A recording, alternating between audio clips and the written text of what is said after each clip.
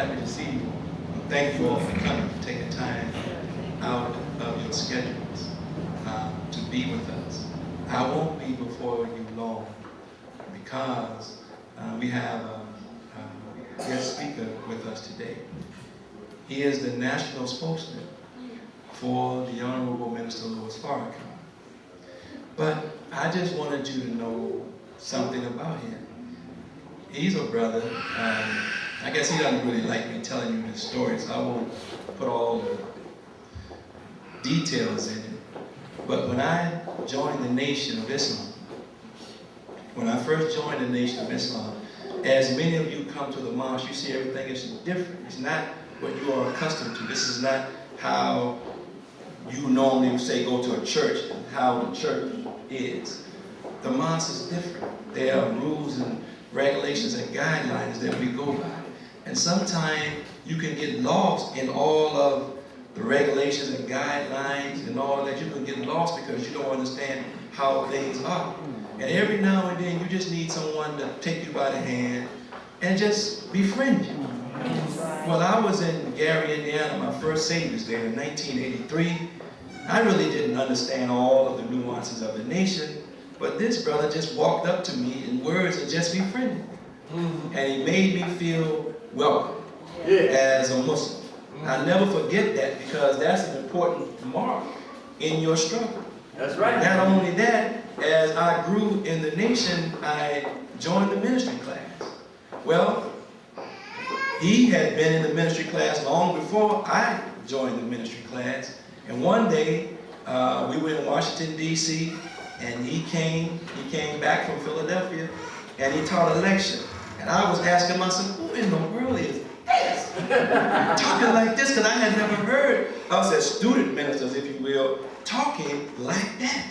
But all of the things that, well, I don't want to say all, I would say many of the things that you see today about myself, a lot of it I got from Brother Jamil because he had been in the field.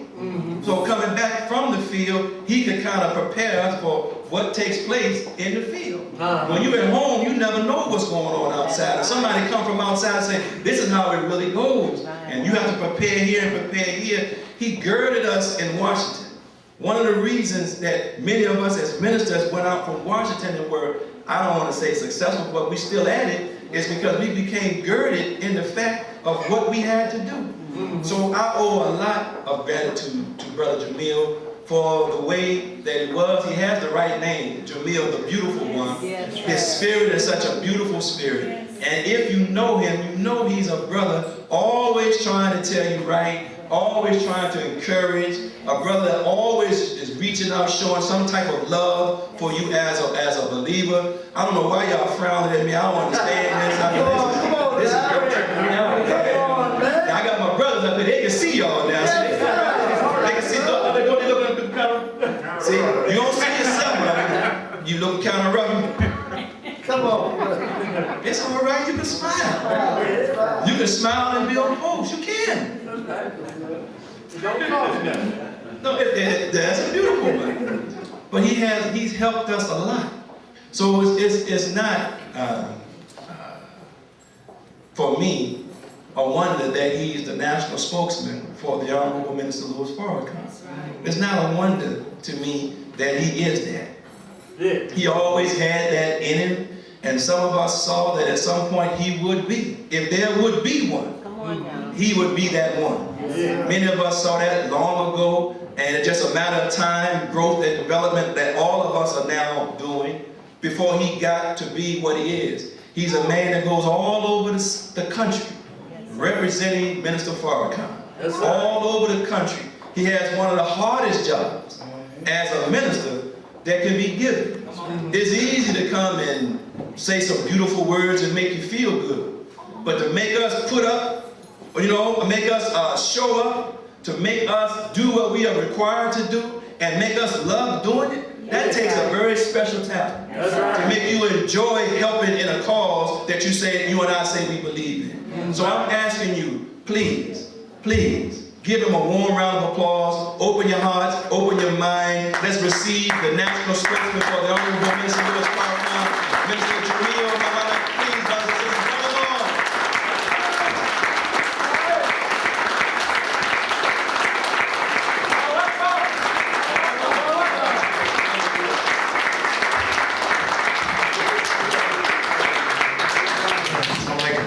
Assalamu alaikum. In the name of Allah, the beneficent, the merciful, I bear witness that there is no God but Allah. He's the one God. He's the author of all truth. And He's the sender of all prophets. We thank Him for Moses in the Old Testament. Actually, before we got to Moses in the Old Testament, we thank Him for Abraham not killing him either. Yes, sir. We thank Him for Moses in the Old Testament. Yes, sir. We thank Him. That's me.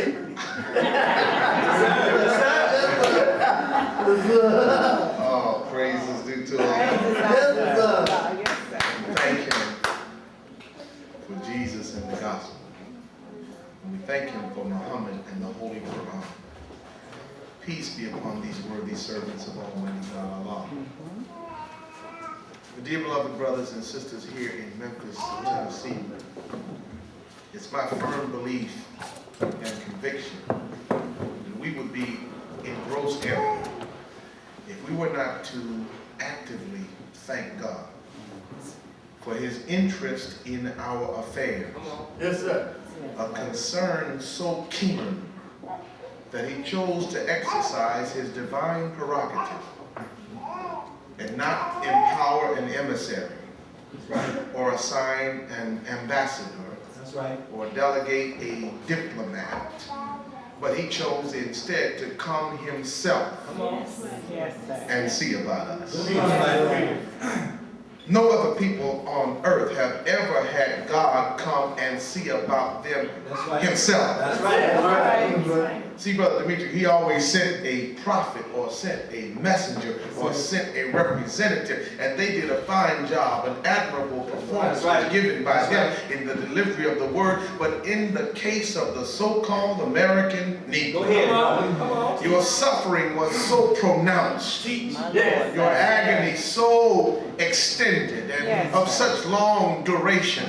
The bestiality of your slave experience was so horrible in the mind, psyche, and spirit of you as a people that it went into the unborn baby. No other people on earth had ever been robbed of their names, their language, their culture, their country, their God, their religion, their folkways, their mores, of even the desire to be a people. No other people had ever had that happen but you and me. So God didn't send a messenger or a prophet or an emissary. He came Himself.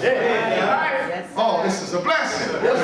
He came Himself in the person of Master Farad Muhammad, to whom praise is due forever. That's right. And we might as well set the record straight at the beginning. We are those kind of Muslims. That's right. We are the Muslims who believe that Allah appeared in the person of Master W. Farad Muhammad in July 1930. We don't make no bones about that.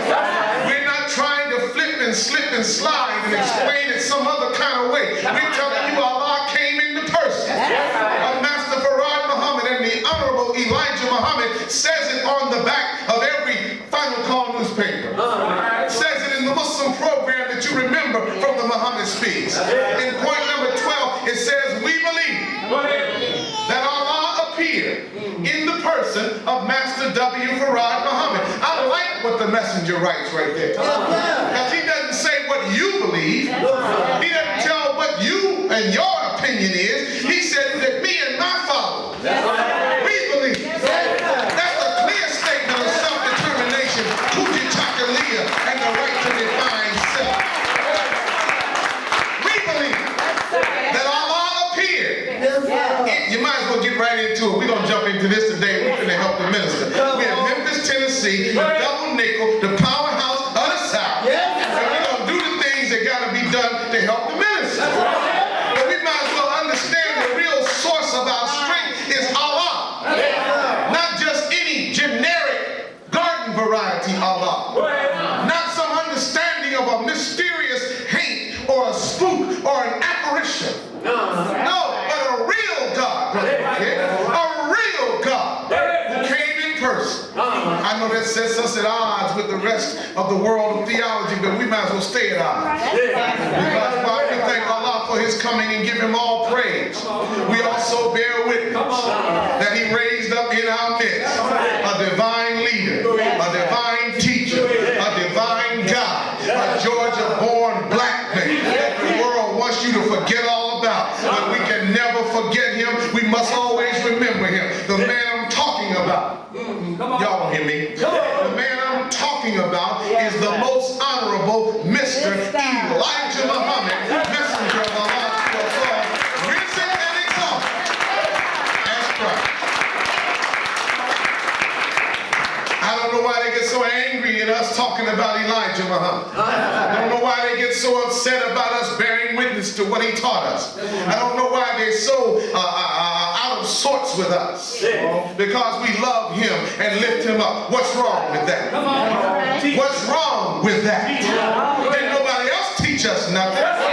Didn't nobody else wait around with us for 44 years and try to make us better people? And we was insistent on being Negroes, colored people, coons, mammies, bucks, hustlers, pimps, hoes, tricks. Nobody else put up with us. But it's Elijah Muhammad, and we cannot let his name die from our mouth and fade from our memory. We must remember him always, and we know today that we don't have to remember him as a distant voice from the past, because check it out, he lived. I said again, Elijah Muhammad lived. I know what you heard. I know what you heard in history class. I know what you read in Encyclopedia Britannica. I know you went online and entered Wikipedia and found something else on there about Elijah Muhammad. I know you got Lerone Bennett's History of the Negro in America, published by Johnson Publishing Company, Chicago, Illinois. And they all say that Elijah Muhammad died in 1975. But I might as well set the record straight. We don't believe that in here. No, sir. We believe that Elijah Muhammad just is alive, not alive in the teachings, not alive because we hold up to the principle, not as alive as long as we practice the law, not he lives through us as long as we believe what he wrote in the book years ago. No, I'm not talking about that. I'm saying he's alive, breathing like you and me. A living man. And in power with the God. Now you say, well, I don't know it, I don't perceive it, but I'm going to tell you what my grandmother used to tell me. Just because you don't know it, what that don't mean is true. It ain't true. My grandmother used to tell me, boy, what you don't know will make a whole new world. I'm telling you what you don't know will make a whole new world.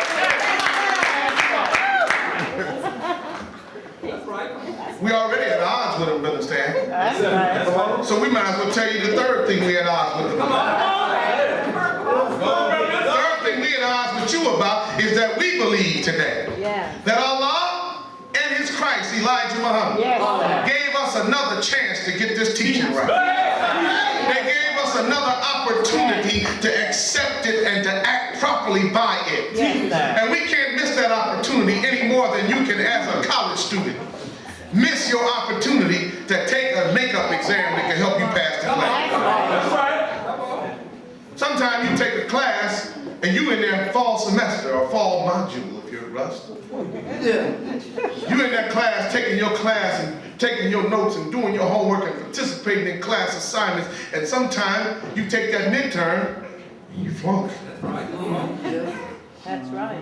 You don't worry about it, you shake it off, you shake the dust off and keep on studying. Because you know the final is coming up, and the final got more weight now because you flunked the midterm. So you start burning the midnight oil, studying around the clock. You get in a study group, a discussion group, you get on the internet, you start working in the iLab, you get it together. Come on now. And so when the final comes, this time you sit for the test, and in the final exam, you flunk again.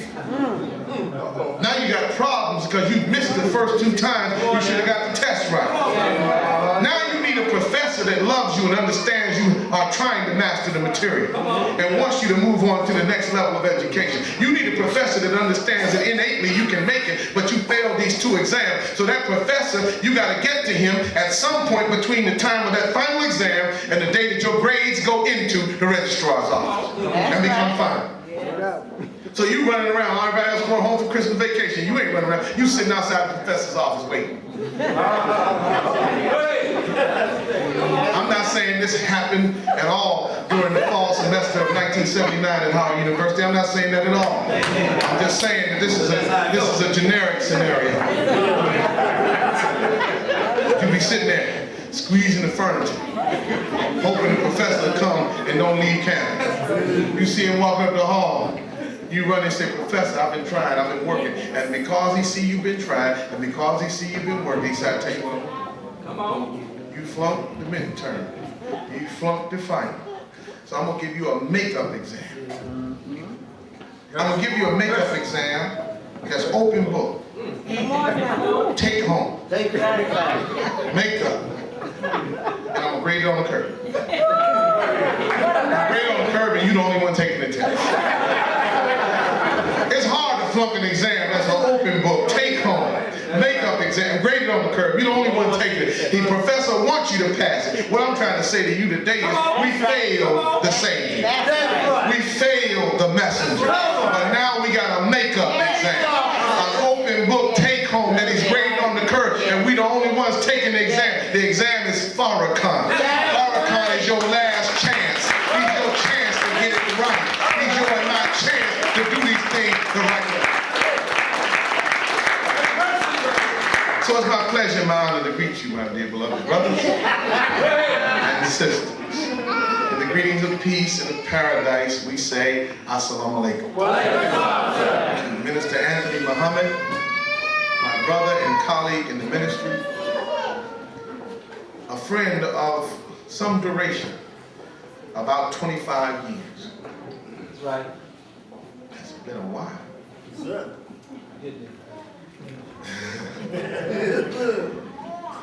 To think of what this brother has meant to our nation is to reflect on the loving kindness of Minister Farrakhan exercised in the life of Minister Anthony. I don't know if you know Minister Anthony's entire testimony. You know, in church, everybody got a testimony. And the girl said, I am a living testimony. Go ahead. But in the life of Minister Anthony, as in the life of each one of us, there's a living testimony. Come on. But in brother's testimony is the testimony of a man built for the service of God. That's right. I'm talking about Minister Anthony. That's right. And it took another man, Minister Farrakhan, to see and recognize the gifts in this man and allow him to walk the road that would develop him as a human being and develop everything that he touched in the way of Islam. So my brother is the specialist among the ministry class. You don't know this, but I'm just telling you. Yes, I know you know. But Minister Anthony is a specialist in the teaching of the divine nature of God to Negroes. That's right. A lot of people understand it theologically. A lot of people understand it on paper, but they cannot make it plain to nobody in no pool hall. That's right. They can't make it plain to nobody on no corner. They can't make it plain to nobody at a band rehearsal playing the bass left-handed with a reefer joint hanging out their mouth. But he can do that and make it plain to them. And so you are blessed now to have one of Minister Farrakhan's best ministers as the leader of your mosque in Memphis, Minister Anthony. Best. My brother, my friend, our to Sister Jill Muhammad, his lovely, capable, dynamic, and beautiful wife. She is my friend and sister of, again, a lengthy duration of time. A few months, I think. And Sister Jill is also a great intellectual resource of our nation. Power in her thoughts. he can't be a laborer and then be hooked up with somebody that don't do nothing. That's right. Now, I know they don't list her name on the page with the 5 laborers, but trust me, if he got the labor, she got a share of it. If he's carrying a burden, she's the one holding him up so he can carry it. If he's got something on his mind, she's the one that rubbed the tension out of his neck and shoulder. Is that all right? She's the person who has to do the things that bring comfort to the man that brings the word to you and me. And so she's under a burden and deserves your and my respect and honor as a laborer in the cause of Islam, my sister Jamil.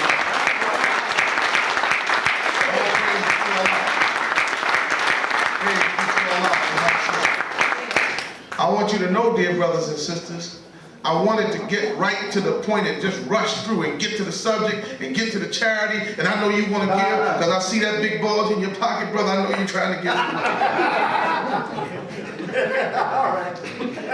But I can't rush through this hour because I'm in Memphis, Tennessee with friends and brothers and sisters who have been in this cause for a long time. And sometimes you got to recognize the people. That's right. Who make it possible for you to do what you do. Come on. You see, Brother Anthony, I couldn't do what I do if I couldn't reach out to you by telephone from some airport. Come on, brother. And say, man, it's late, Brother Anthony. What's happening, man? My plane got canceled. I'm stuck here in Denver until tomorrow morning. And they won't give me no hotel room, so I'm sitting up, sleeping. So I might as well wake you up too. And for him to teach Islam to me at a time when I need to hear it, I appreciate that, brother. That's right. You see, to Captain Anthony and Captain Linda and the secretary and the protocol director and all the lieutenants and all the soldiers at Mosque number 55, maybe you should travel a little bit. Come on.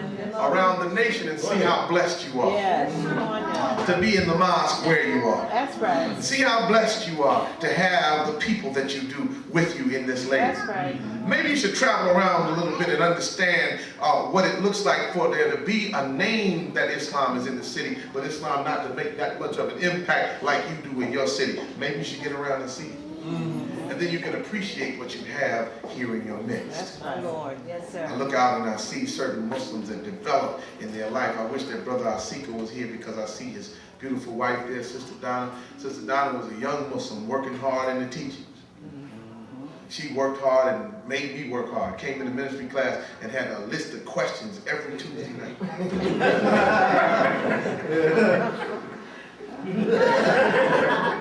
And she made all of us think, because a scholar makes other scholars. Thank you, Sister Donna, for your scholarship, for your sisterhood, for the spirit that you bring to the work. See, I don't know everybody personally, but I can tell you one thing. Well, let me say this.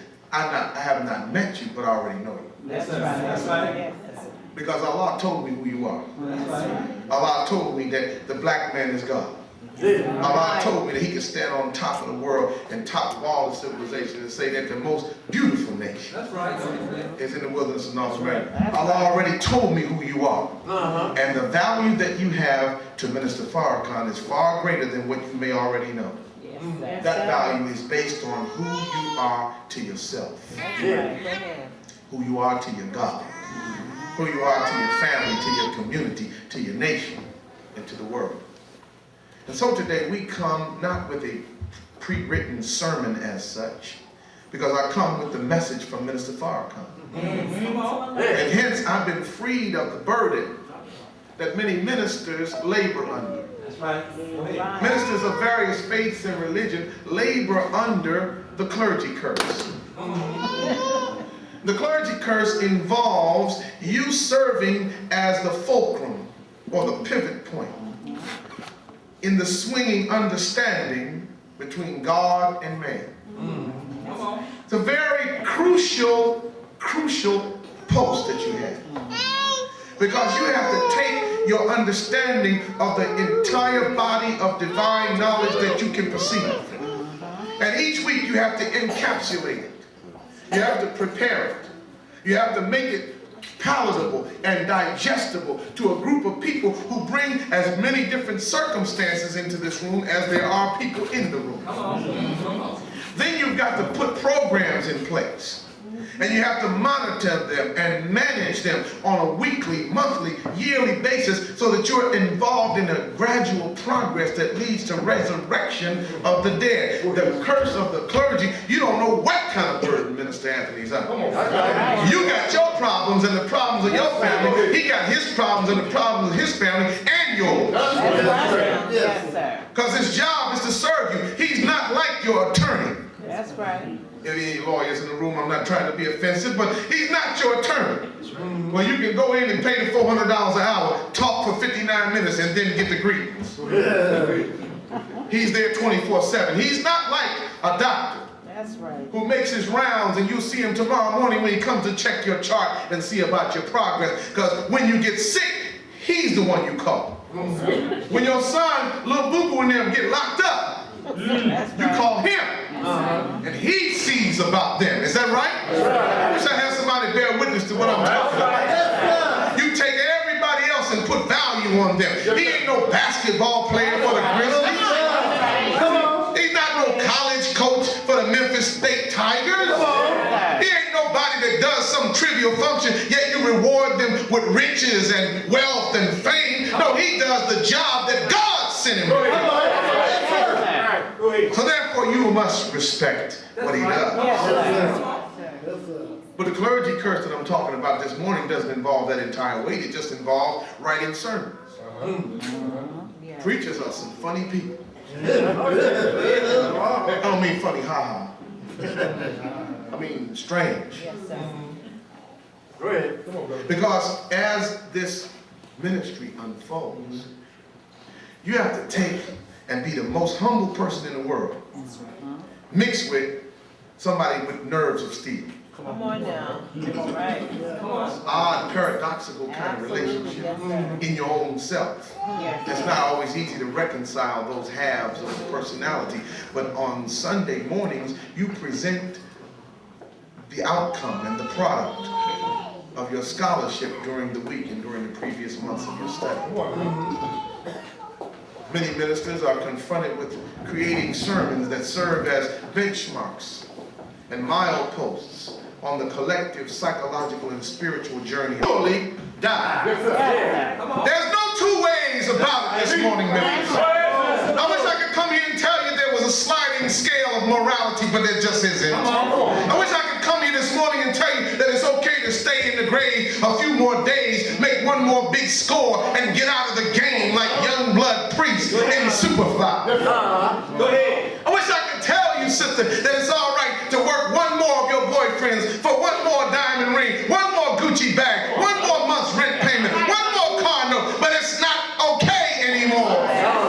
It's not okay for you to be an exploiter and an abuser of the black woman. It's not all right for you, sister, to play with the mind of an already pressure-impacted black man. It's not all right anymore for you to abuse and ignore and neglect black children who are counting on you to foresee their future and see to it that they have one. That's right. It's not all right anymore for you to play around with racism on the rise. That's right. Police brutality on the rise. Black on black crime on the rise.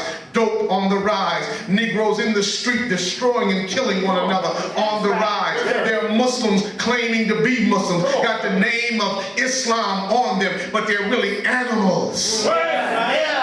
Oh, I'm going to say it this morning. I may not be talking about you in the Nation of Islam, but you know these streets. You know these Negroes is running around here, got the name that you fought hard to qualify yourself for, but now they walking around with your name, being a bank robber named Kareem. The dope man with the kilos of cocaine is Malik.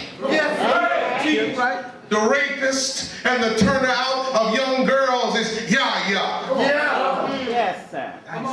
You walking around talking about you a Muslim and your faith is low. Your energy is low. Your spirit is low. We got a future to see about. We got a future to see about. I thought about this on the way here this morning because I was blessed on yesterday and today to be in the company of a very special Muslim. And I don't want to embarrass her or put pressure on her, But in her life and person, she represents what we're about. As a young person, she's pulled on by all different types of influences. All different types of ideas are dropped on her. And sisters, you know how it is when you're young and you're a pretty woman. You know men come around and say little things to you. Oh, yeah. Come on, man. Oh, why y'all ain't bearing witness, brother? Oh, yeah. You know what we're doing. Go ahead. And a young man will say almost anything. Yes, sir. Yes, sir. In my day, it was a little different, you know. My day, I want to know your name. What's your name, baby? They don't do it like that no more. No more. I drive a little red Volkswagen. They don't do it like that no more. Now they want to pull up in their rimmed out Escalade and look out the window, point down at the rim, hit with the locks. Get on in. But the influences are many. Now you and I got lives in our hands, and these lives are responsible to us. What are we going to do for them? Our sister is here with us today. I'm proud to say that she's my goddaughter. Many of you remember her from, maybe not many, but certainly Minister Anthony and Sister Donna and Sister Jill remember her from when she was just a little baby, a little Mosque baby. Like in Washington, D.C. We used to have a big floor, take all the chairs, and let the babies just crawl around. All the Mosque babies, they used to hit each other, knock each other's teeth out. They don't remember.